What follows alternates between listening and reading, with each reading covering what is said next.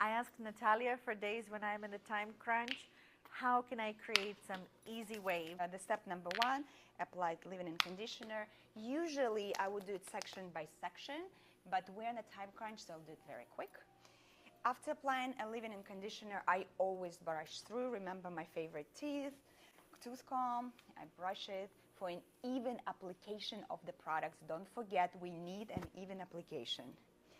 Step number two, my favorite product, thicken and spray, anti-gravity. Here I will go section by section.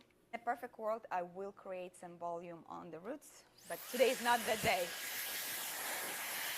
I always comb through the hair to make sure that products is evenly applied. That helps us to have an even result with it, especially when creating curls. So as I always say, don't take small section. I will do probably 4 sections here. Again, I will do one more time. So I always curl away from the face. Right, so you want to open your face.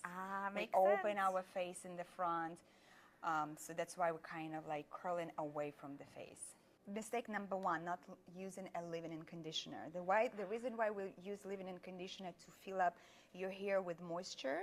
Mistake number two is taking small section. People, I know it's and we've been taught a lot back in the day, the smaller the section, the better it holds. I think it's not necessarily true. And then the other thing, when they've done that curl, they leave it as it is. So it's really funny looking.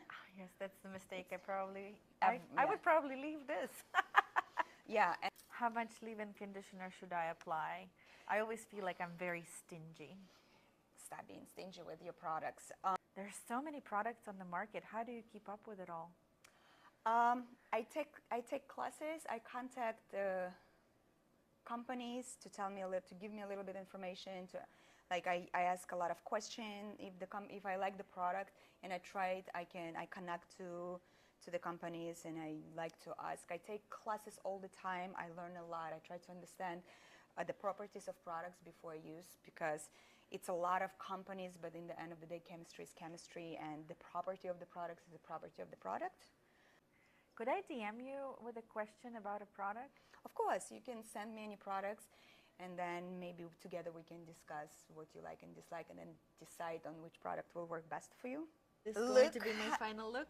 That's a perfect look for those who don't like to brush the hair after curling. This is pretty much how I see when you curl the hair and don't brush it and don't style it to create a harmonious shape. Now we're gonna brush the hair. There is only 4 sections, as you can see, because we're in time crunch.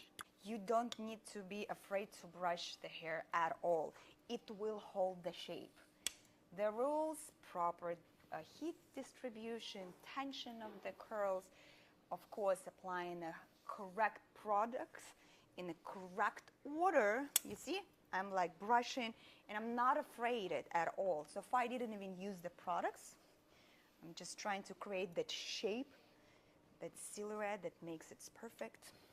I'm gonna texturize and spray. Now I'm just trying to create some volume. Now I can apply a little bit of spray. Again, I'm brushing it through.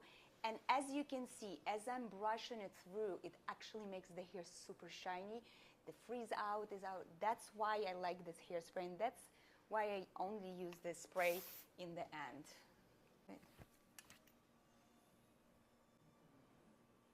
I always tell to my clients, to all my brides, oh, take a breath, relax. It's just the curls. It should flow, and that's how I like to create them. Okay, so we created this look in 15 or 20 minutes, and I just want to explain that if you use the tools correctly, products correctly, and follow the phases of styling, it's going to be easy for you to style the hair that holds.